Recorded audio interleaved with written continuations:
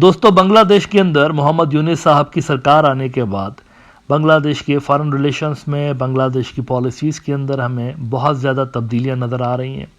और यूनिस साहब वो जो बात करते रहते हैं कि रिफॉर्म्स के बिना इलेक्शंस नहीं करवाएंगे, पहले रिफॉर्म्स होंगे फिर इलेक्शंस होंगे, तो आहिस्ता आहिस्ता हमें उनकी हुकूमत के अंदर रिफॉर्म्स भी होते हुए नज़र आ रहे हैं और कंप्रीहेंसिव रिफॉर्म्स हमें होते हुए नज़र आ रहे हैं।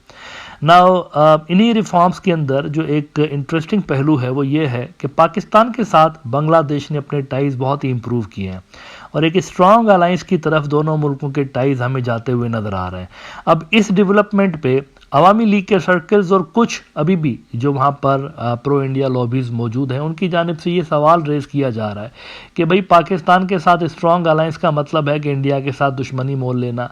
तो इस बड़े फैसले का हमें as a country, as a nation क्या फ़ायदा होगा, ये अहम सवाल उन्होंने रेज किया हुआ है।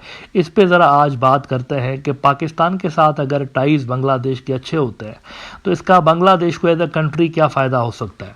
देखें, सबसे पहला और मैं समझता हूँ कि सबसे बुनियादी जो फ़ायदा बांग्लादेश को पहुँच सकता है वो ये है कि परमानेंट लेवल की आपको बांग्लादेश स्ट्रेटेजिक ऑटोनॉमी अचीव करता हुआ नज़र आएगा इस अलायंस के नतीजे में। स्ट्रेटेजिक ऑटोनॉमी का मतलब ये है कि बांग्लादेश अपनी पॉलिसीज़ के अंदर, अपने जो भी डिसीजन मेकिंग है उसमें अपना सेल्फ इंटरेस्ट पहले रख सकता है। रीजन के हवाले से जो भी पॉलिसीज़ बनाएगा उसमें बांग्लादेश फर्स्ट वाला जो फैक्टर है ना, वो आपको इस अलायंस की वजह से होता हुआ नज़र आ सकता है। वो यूं कि अगर बांग्लादेश और पाकिस्तान के दरमियान स्ट्रांग अलायंस होगा तो इंडिया का इन्फ्लुएंस बांग्लादेश के सिस्टम के ऊपर कम से कम होता चला जाएगा। हमने हाल ही में देखा कि बांग्लादेश के जो अपने मामलात थे उसके ऊपर किस तरह से इंडिया असरअंदाज हो रहा होता था।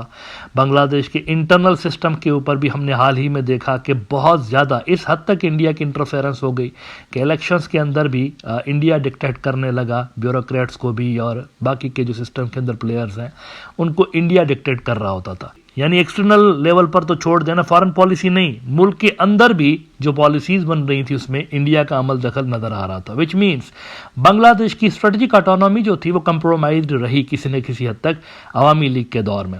लिहाजा पाकिस्तान एक काउंटर वेट या बैलेंसिंग फैक्टर के तौर पर इस्तेमाल हो सकता है यहाँ पर बांग्लादेश के अंदर, और इस अलायंस के नतीजे में इंडियन इन्फ्लुएंस का यहाँ पर डिक्लाइन होना तय बात है, which will be good sign for Bangladesh strategic autonomy.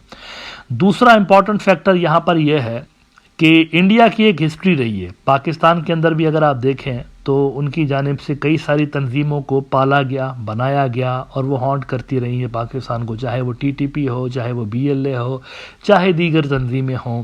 इनको सरपरस्ती सपोर्ट इंडिया की हासिल रही है बकौल पाकिस्तान के। वहाँ से ऐसा इल्ज़ाम लगता है इस्लामाबाद की तरफ से कि ये जो ग्रुप्स हैं, दहशतगर्द ग्रुप्स हैं, टेररिस्ट ग्रुप्स हैं, इनको इंडिया पालता है।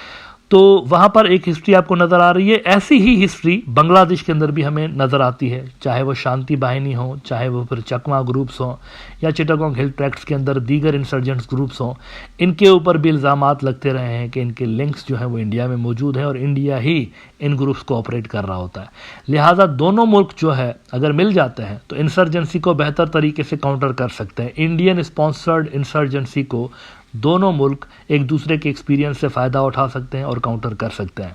तीसरा बड़ा फैक्टर यह है कि इंडिया जब तक यहाँ पर डोमिनेंट प्लेयर था अवामी लीग के दौर में, तब तक आपने देखा कि बांग्लादेश की मिलिट्री के ऊपर एक सियासी असर हमें नज़र आता है। चाहे जनरल अजीज़ को आप देख लीजिए, उनके किस्से तो मशहूर ज़माना है, किस तरीके से शेख हसीना ने उनको अपॉइंट किया और किस तरीके से दीगर अपॉइंटमेंट्स की गई। प्रो इंडिया जो लोग थे उनको भर्ती किया गया था और फिर उनको सिस्टम के ऊपर बिठाया गया था।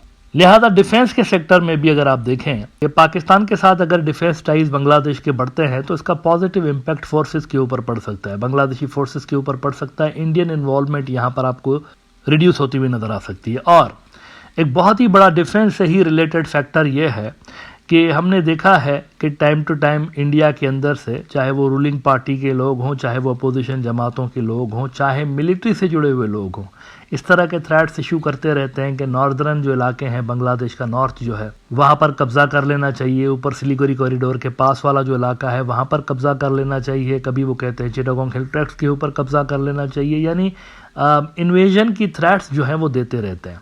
अगर बांग्लादेश और पाकिस्तान के दरमियान स्ट्रेटेजिक टाइज बनते हैं तो ये न्यूक्लियर ट्रीटी की तरफ भी जा सकते हैं। यानी कि इंडिया की तरफ से इन्वेजन के जो थ्रेट्स हैं उसका पोटेंशियल इफेक्ट ये पड़ सकता है कि चीजें न्यूक्लियर ट्रीटी की तरफ जा सकती हैं बांग्लादेश और पाकिस्तान के दरमियान। अब अगर दोनों मुल्कों के दरमियान न्यूक्लियर ट्रीटी होती है तो ये लॉन्ग टर्म होगी, जाहिर सी बात है, और इर्रिवर्सिबल होगी। मतलब ये कोई ऐसे डिसीजंस नहीं होते जो कि 4 साल 5 साल के लिए किए जाएं, ये परमानेंट नेचर के होते हैं। लेकिन अगर दोनों मुल्कों के दरमियान न्यूक्लियर ट्रीटी नहीं भी होती तो कम से कम ये फैक्टर इंडियन पॉलिसी मेकर्स को इंगेज जरूर रख सकता है, उनके लिए कंसर्न जरूर पैदा कर सकता है। वो जो इन्वेजन के थ्रेट्स करते रहते हैं तो कम से कम उनकी कैलकुलेशन में ये फैक्टर भी होगा कि इन्वेजन की सूरत में हम बांग्लादेश को पुश कर रहे होंगे इस ऑप्शन को जल्दी से जल्दी अडॉप्ट करने के लिए, यानी ये जो पाकिस्तान के साथ न्यूक्लियर ट्रीटी करने वाला ऑप्शन है इसको जल्द अडॉप्ट करने के लिए हम उनको पुश कर रहे होंगे, फोर्स कर रहे होंगे। लिहाजा एक तरह का डिटरेंस आप कह सकते हैं कि यहां पर क्रिएट हो सकता है अगर बांग्लादेश ट्रीटी में नहीं भी जाता। लेकिन अगर वो सक्सेसफुली इस तरह का माहौल ही क्रिएट कर देते हैं कि हम पाकिस्तान के साथ न्यूक्लियर ट्रीटी कर रहे हैं तो वो जो इन्वेजन वाले थ्रेट्स इशू होते रहते हैं इंडिया से, उनका खात्मा हो सकता है या फिर एटलीस्ट उनमें कमी आ सकती है इस तरह के बयानात में। इसके अलावा एक और फायदा बांग्लादेश के लिए यह है कि बहुत सारे ऐसे बायलैटरल इश्यूज हैं इंडिया और बांग्लादेश के दरमियान जहां पर निगोशिएशंस आखिरी लेवल पर पहुंची हुई हैं, लेकिन उसके बावजूद डिसाइड नहीं हो रहा। मतलब पानी का इशू आप देख लीजिए, अब ये मामला कई डेकेड्स पुराना है, इंडिया की तरफ से इसमें कोई हमें इतने डेकेड्स में संजीदगी नजर नहीं आई, सीरियसनेस नजर नहीं आई। अगर बांग्लादेश की पॉलिसीज वही रहती जो कि शेख हसीना साहिबा के दौर में थी तो क्वेश्चन यहाँ पर इंडियन पॉलिसी मेकर्स के सामने जाहिर सी बात है ये जरूर उठता। फर्ज करिए अगर हम ढाका की बात नहीं मानते, हम उनको पानी नहीं देंगे तो उनके पास रिटालिएट करने का क्या ऑप्शन है? The answer is nothing. कोई ऑप्शन उनके पास नहीं था। प्रो इंडिया पॉलिसीज के अंदर अगर इंडिया किसी बात पे ना बोल देता है, नो बोल देता है, तो कोई जेन्युइन प्रेशर उनके ऊपर नहीं था, बिकॉज दे न्यू कि बांग्लादेश इंडिया के ऊपर हद से ज्यादा डिपेंडेंट है।